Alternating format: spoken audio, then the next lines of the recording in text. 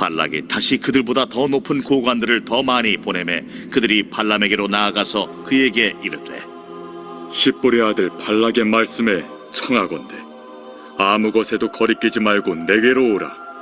내가 그대를 높여 크게 존귀하게 하고 그대가 내게 말하는 것은 무엇이든지 시행하리니 청하건대 와서 나를 위하여 이 백성을 저주하라 하시도이다. 발람이 발락의 신하들에게 대답하여 이르되 발락이 그 집에 가득한 은금을 내게 줄지라도 내가 능히 여호와 내 하나님의 말씀을 어겨 덜하거나 더하지 못하겠노라. 그런즉 이제 너희도 이 밤에 여기서 유숙하라. 여호와께서 내게 무슨 말씀을 더하실는지 알아보리라. 밤에 하나님이 발람에게 임하여 이르시되 그 사람들이 너를 부르러 왔거든 일어나 함께 가라. 그러나 내가 네게 이르는 말만 준행할지니라. 발람이 아침에 일어나서 자기 나귀의 안장을 지우고 모압 고관들과 함께 가니 그가 감으로 말미암아 하나님이 진노하심으로 여호와의 사자가 그를 막으려고 길에 서니라. 발람은 자기 나귀를 탔고 그의 두 종은 그와 함께 있더니 나귀가 여호와의 사자가 칼을 빼어 손에 들고 길에 선 것을 보고 길에서 벗어나 밭으로 들어간지라. 발람이 나귀를 길로 돌이키려고 채찍질하니 여호와의 사자는 포도원 사이 좁은 길에 섰고 좌우에는 담이 있더라. 나귀가 여호와의 사자를 보고 몸을 담에 대고 발람의 발을 그 담에 짓누름에 발람이 다시 채찍질하니 여호와의 사자가 더 나아가서 좌우로 피할 데 없는 좁은 곳에 선지라. 나귀가 여호와의 사자를 보고 발람 밑에 엎드리니 발람이 노하여 자기 지팡이로 나귀를 때리는지라.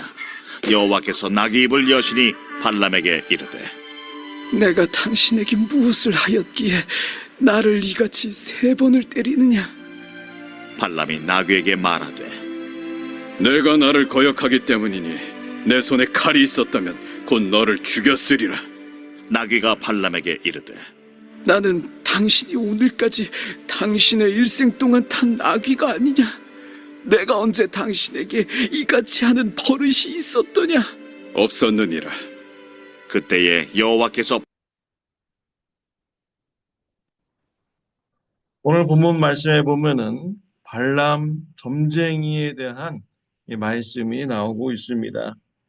이스라엘 백성들이 모압 평지에 진을 쳤습니다. 모압 왕이 알게 되었습니다. 두려워하게 됩니다. 모압 왕은 신하를 발람 점쟁이에게 보냈습니다. 와서 이스라엘을 저주하라고 하였습니다.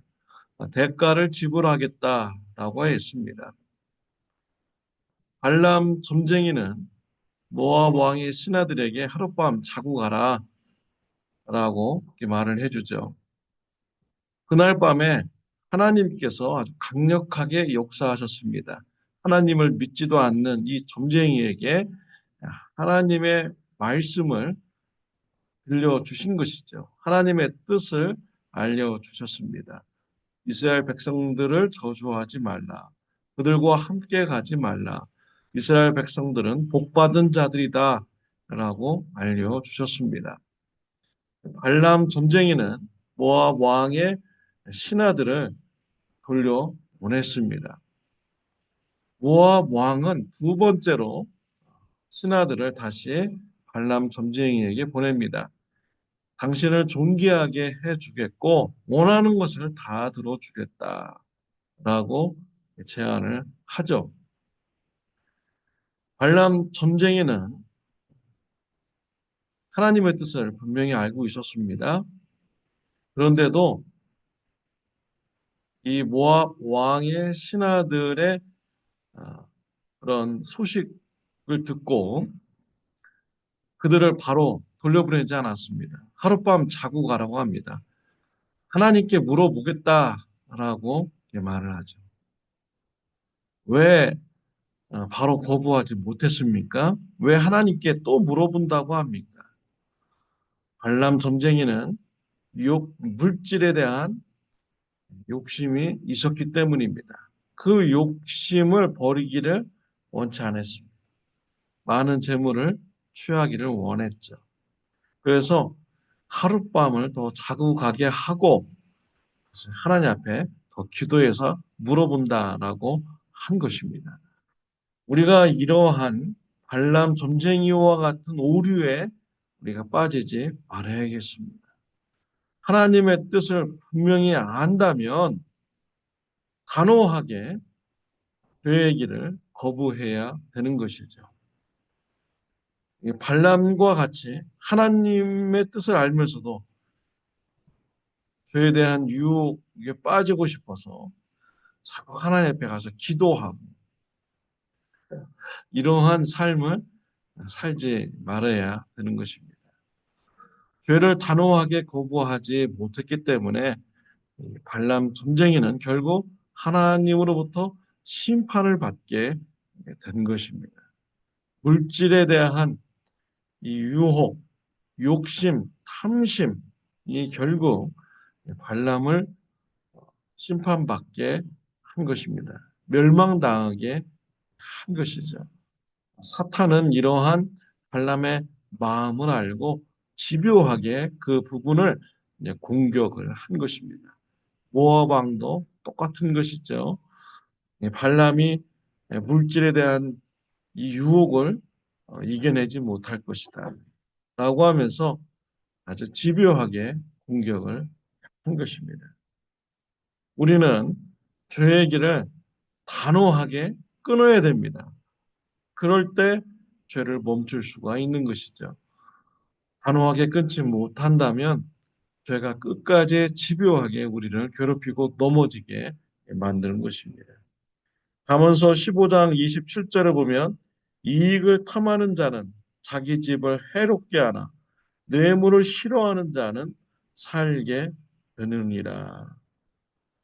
이익을 탐하는 자, 뇌물을 좋아하는 자는 망하게 됩니다. 그러나 뇌물을 싫어하는 자는 살게 되는 것이죠.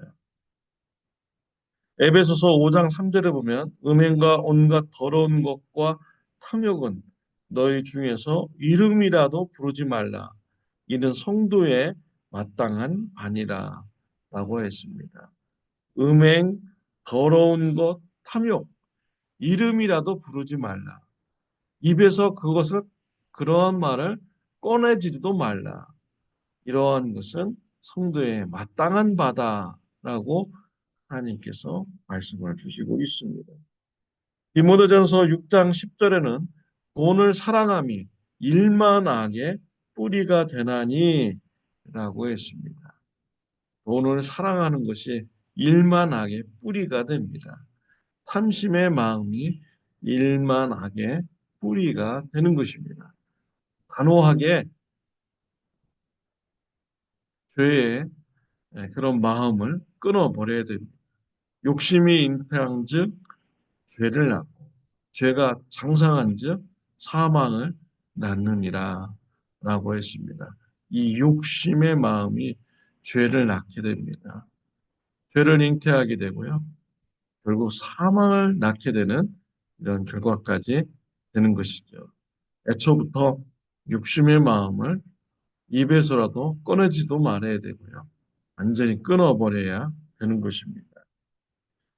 물질에 대한 이 탐심의 마음 생각보다 심각한 죄입니다. 골로새서 3장 5절에 보면 그러므로 땅에 있는 지체를 죽이라 그 음란과 부정과 사욕과 악한 정욕과 탐심이니 탐심은 우상 숭배니라. 탐심의 죄는 우상 숭배의 죄다라고 말하고 있습니다. 굉장히 심각한 죄인 것이죠. 왜 탐심이 우상 숭배입니까? 재물이 나를 지켜준다. 돈이 나를 보호해 준다. 재물이 나를 높여준다. 사람답게 대우받게 해준다. 이런 마음을 가지면요. 하나님보다 재물을 더 의지하는 것입니다. 하나님보다 재물을 더 사랑하는 것이죠. 하나님보다 재물을 더 믿는 것입니다. 그렇기 때문에 탐심은 우상 숭배인 것입니다. 히브리서 13장 5절에 보면 돈을 사랑하지 말고 있는 바를 족한 줄로 알라. 그가 친히 말씀하시기를 내가 결코 너희를 버리지 아니하고 너희를 떠나지 아니하리라. 재물에 대한 우리의 마음가짐을 알려주고 있죠. 재물에 대한 마음은 족한 줄로 알라. 가족하는 마음을 우리가 가져야 되는 것입니다. 재물이 우리를 지켜주는 것이 아닙니다. 재물을 통해서 우리가 존경받고 인정받는 것이 아닙니다. 하나님께서 우리를 지켜주셔야만 됩니다.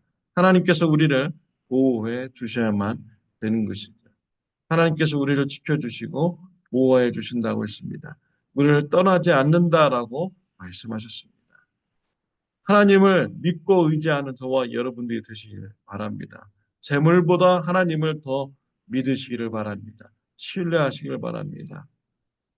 재물보다 하나님을 더 사랑하는 자가 되시기를 바랍니다. 발람은 하나님의 존재를 알았습니다. 하나님의 뜻도 알았습니다. 그럼에도 물질의 욕심에 빠져서 욕심의 길로 이제 가게 됩니다. 하나님께서 발람의 꿈에 나타나서 모압 왕의 사람들과 같이 가라고 합니다.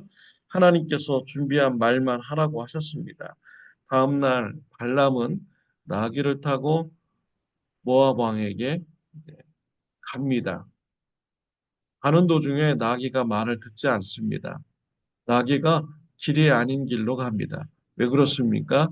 나귀는 길 앞에 천사가 칼을 들고 있는 모습을 본 것입니다. 발람을 살리기 위해서 길이 아닌 길로 간 것이죠. 그것도 모르고 이 발람은 나귀를 채찍으로 때립니다. 후에 포도밭 좌우로 피할 수 없는 이 담장의 길로 나귀가 갑니다. 그러자 더욱 발람은 채찍으로 나귀를 때렸습니다. 이때 나귀는 천사의 앞에 무릎을 꿇게 되죠. 발람은 더욱더 세게 때립니다. 하나님께서 나귀의 입을 열어 주었습니다. 초자연적인 사건이 발생했습니다. 나귀가 말을 하게 되는 이런 말씀이 본문에 나오고 있습니다. 나귀가 내가 평생 동안 당신한테 오늘 같은 일을 행한 적이 있느냐? 발람은 없었다라고 합니다. 근데 왜 때리냐? 발람은 내가 손에 칼을 쥐고 있다면 나귀를 죽였을 것이다. 라고 말합니다. 내일 본문에 보면은 발람의 눈이 열려서 칼을 든 천사의 모습을 보게 됩니다. 하나님께서 어리석은 이 나귀를 통하여서 하나님의 뜻을 계시하여 준 것이죠. 하나님은 모압 왕에게 가는 발람에게 경고의 말씀을 주기 위해서 천사를 보내고 또 나귀의 입을 열어서 사람의 말을 하도록 역사하여 주신 것입니다. 이런 것을 볼 때 하나님께서는요, 우리가 생각하는 것보다 훨씬 높고 깊으신 분임을 알 수 있습니다. 우리가 생각하는 방법 이외에도 하나님은 많은 방법을 통해서 우리에게 하나님의 말씀을 알려주실 수 있는 분이 바로 우리 하나님이신 것입니다. 이사야서 55장 8절 9절 말씀에 보면은 여호와의 말씀에 내 생각은 너희 생각과 다르며 내 길은 너희 길과 다름이라. 하늘이 땅보다 높음 같이 내 길은 너희 길보다 높으며 내 생각은 너희 생각보다 높으니라. 하나님의 생각과 하나님의 뜻은 우리의 생각보다 훨씬 높고 깊습니다. 내가 생각하는 방법보다 훨씬 더 상상을 초월하여 하나님은 역사하시고 우리에게 하나님의 뜻을 가르쳐 주실 수 있는 분이 바로 우리 하나님이십니다. 이방인 백부장 고넬료에게 하나님께서는 환상을 통하여서 하나님의 뜻을 가르쳐 주었습니다. 또 마리아가 성령으로 아기 예수님을 잉태했을 때 요셉은 이 말을 듣고 믿겨지지가 않았죠. 이때 하나님께서 꿈을 통하여서 요셉에게 하나님의 뜻을 가르쳐 주었습니다. 마리아 데려오기를 무서워하지 말라. 마리아는 성령으로 아기 예수님을 메시아를 그리스도를 잉태하였다라는 이런 하나님의 뜻을 가르쳐 줬습니다. 하나님은 환상을 통하여 또 꿈을 통하여 또 주변의 여러 환경을 통하여서 하나님의 뜻을 충분히 알리실 수 있는 분이 바로 우리 하나님이십니다. 하나님을 내 수준으로 생각해서는 안 됩니다. 하나님은 나보다 더 높고 깊으신 분이, 더 능력이 많으신 분이 바로 우리 하나님이신 것이죠. 하나님께서 나에게 여러 방법을 통해서 하나님의 뜻을 알려주실 수 있는 분이다 라는 이런 오픈 마인드를 우리가 가져야 됩니다. 하나님의 뜻을 우리가 분별하는 것이 중요합니다. 여러 방법을 통해서 하나님께서 알려주시는데요.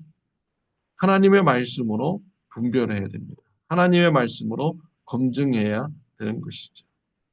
하나님의 말씀에 비추어 보아서 하나님의 뜻이 아니면 과감히 꿈이라도 환상이라도 초자연적인 역사일지라도 우리는 그것이 하나님의 뜻이 아님을 우리가 분명히 알아야 됩니다. 하나님의 말씀으로 우리는 검증을 해야 되는 것이죠. 이 발람, 초자연적인 이런 역사를 지금 그가 경험하게 되었습니다. 어떻게 하나님의 뜻인가를 알 수 있습니까? 발람이 지금 탐심의 마음, 욕심의 마음을 가지고 이스라엘 백성들을 저주하려고 하는 이런 마음, 하나님으로부터 심판을 받는다라는 이런 메시지를 천사를 통해서 듣게 되고 나귀를 통해서 또 경험하게 되는 것이죠. 하나님의 말씀에 비추어 볼 때 탐심은 우상 숭배이고 탐심은 멸망을 받는 길이고 하나님의 심판을 받는 이런 길이라는 것을 말씀을 통해서 알려주고 있습니다. 그러니 분명히 하나님의 계시이고 하나님의 뜻인 이런 사건인 것이죠. 하나님은 초자연적인 것을 통하여서 우리에게 하나님의 말씀을 알려주실 수 있는 분입니다. 우리가 하나님의 말씀으로 또 분별할 수 있는 영적 능력이 우리에게 있어야 되는 것이죠.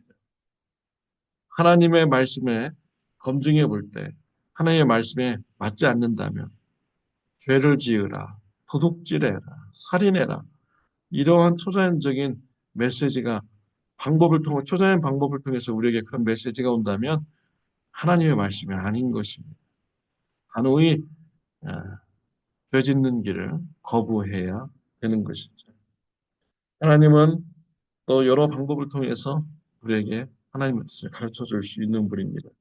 고린도전서 1장 27절에 보면 그러나 하나님께서 세상에 미련한 것들을 택하사 지혜 있는 자들을 부끄럽게 하려 하시고라는 이런 말씀이 있습니다. 하나님의 방법이죠. 세상에서 부유하고 지혜롭다고 생각하면서 하나님의 말씀을 받아들이지 않으려는 자, 어떻게 죽은 자가 살아나느냐, 부활의 말씀을 믿지 않고 스스로 지혜롭다고 하는 자, 그들에게는요, 하나님께서 세상의 미련한 것들을 통해서 복음의 소식을 듣게 하십니다. 그래서 그들로 하여금 부끄럽게 하고 하나님 앞에 겸손하게 만들기를 원하시는 분이 바로 우리 하나님이십니다. 그래서 저와 여러분들이요, 세상 사람들과 비교해 볼 때 미련해 보이고 지혜가 없는 자일지라도 또 가난하게 보이고 무능력한 자라고 보일지라도 우리는 때를 얻든지 못 얻든지 예수님의 복음을 전해야 됩니다. 하나님께서는 미련한 자들을 통하여서 지혜로운 자들을 부끄럽게 만드시는 분이 바로 우리 하나님이신 것이죠. 저와 여러분들이 어디에 있든지 어느 곳에 있든지 우리가 불신자를 만나면 우리의 입술을 벌려서 담대하게 우리가 하나님의 말씀, 예수 그리스도의 복음의 소식을 우리가 전해야겠습니다. 하나님은 여러 가지 방법을 통하여서 하나님의 뜻을 알려줍니다. 미련한 자들을 통하여서 또는 돌들을 통하여서 그들의 돌들이 말하게 하는 역사를 통하여서 나귀가 말을 하게 하는 역사를 통하여 꿈을 통하여 환상을 통하여 하나님은 여러 가지 방법을 통하여서 하나님의 뜻을 전할 수 있는 분이 바로 우리 하나님이신 것이죠. 저와 여러분들이 미련해 보일지라도 세상에서 어디에 있든지 담대하게 예수님의 복음을 전하는 저와 여러분들이 되시기를 바랍니다. 또한 하나님의 뜻을 하나님의 말씀에 검증해서 올바르게 신앙생활을 해가는 저와 여러분들이 되시기를 바랍니다. 기도드리겠습니다. 하나님 아버지, 오늘 성도님들과 참 많은 영적인 말씀을 나누었습니다. 죄를 단호하게 끊는 삶이 되게 하여 주옵소서. 또 하나님은 우리보다 높으시고 깊으셔서 우리 상상을 초월하여 하나님의 말씀을 여러 방법을 통하여서 주시는 분임을 또 알게 되었습니다. 같이 나누었습니다. 또 영적인 분별력을 우리에게 허락하여 주시옵소서. 하나님의 말씀으로 하나님의 뜻을 분별하며 그러니까 건강하게 신앙생활하게 하여 주옵소서. 우리가 미련한 존재일지라도 세상에서 담대하게 지혜 있는 자 앞에서도 예수님의 말씀을 전하는 자가 되게 하여 주옵소서. 예수님의 이름으로 기도드렸습니다. 아멘. 좋은 하루 되시기를 바랍니다.